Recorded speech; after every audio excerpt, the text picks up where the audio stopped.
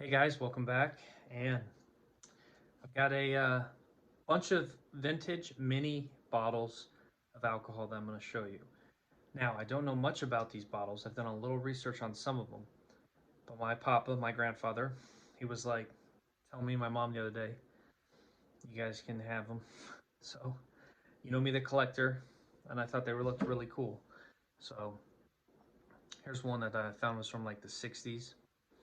He hasn't had these all these years. He bought them. I was with him when he bought them once at a swap meet like 15 years ago. These are all mini vintage bottles. This is a Amaretto. Really cool looking bottle. It's even got the old stamp. Probably one of the older bottles in the set.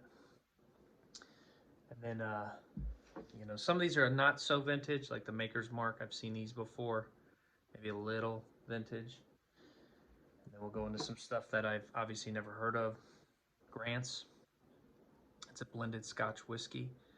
Cool looking bottle. A lot of these have a lot of history based off of the bottle on the bottom. On the bottom will tell you different things. The stamps will tell you different things. And overall, some of them are just beaten up, but still look kind of cool. This one was kind of cool because there's a lot of them too that still have like alcohol in them. A couple that have never been opened, which is pretty cool. Design on the back, which is nice. It's like sketched into the glass. It basically kind of looks like the 1886. It basically looks like your Crown Royal logo in a way there. Yeah, definitely a Crown, and then it's Smirnoff Vodka Martini. Gotta love that label. It's unique, you know? You don't see these every day. Manhattan, it's kind of cool. Like I said, these are all vintage, and these are just bottles that I found at the house the other day, and he, he was like, hey, you guys want them? And you know me.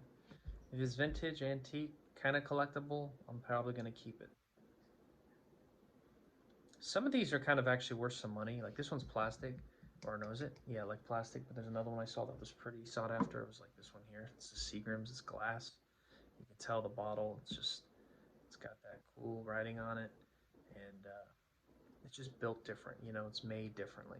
A little bit of the stamp. I think it was a tax stamp. Something with the alcohol in certain bottles. There's another glass one. You know, the top's got some writing on it. Capella. Some of these I've never heard of. Some of these obviously we've heard of because the brand is still going strong decades later.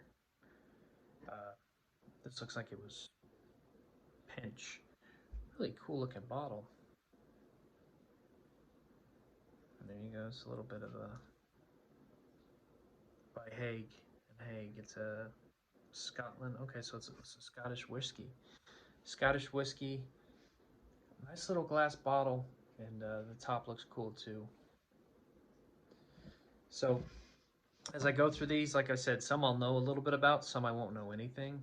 You know, if you guys know anything about some of these bottles, comment below. Let me know. Let me know if you think of any of these could be worth something, or you think some of them are just basic. And because, like I said, I'm just starting to do a little research myself. But the few I have looked up, you know, seemed pretty decent. There's one I'm gonna show you last that I really like because I think it's going in my collection like up, and that's gonna be something I'll keep forever. And it's got a lot of movie history to it too. I'm gonna give you a little hint. So this is a unique bottle. Almost looks like a medicine bottle, like back in the 50s or something.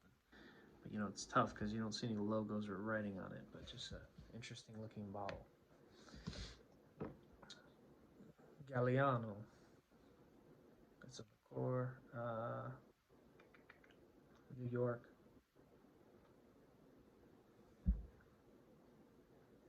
What's that say?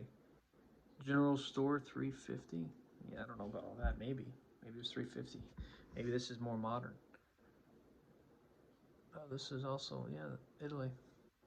There's a couple of the Italian bottles really nice looking. And you know, Italy's known for making some high quality brands, obviously, from their cars to their designer clothes. Now, this one was really cool too. I like this one a lot. It's called Old Fitzgerald. If you look on the side, there's a stamp, the tax, You know, it's like playing cards used to have that too. The old playing cards, and I have some of those too. Or at least I think I do. So this is the old Fitzgerald.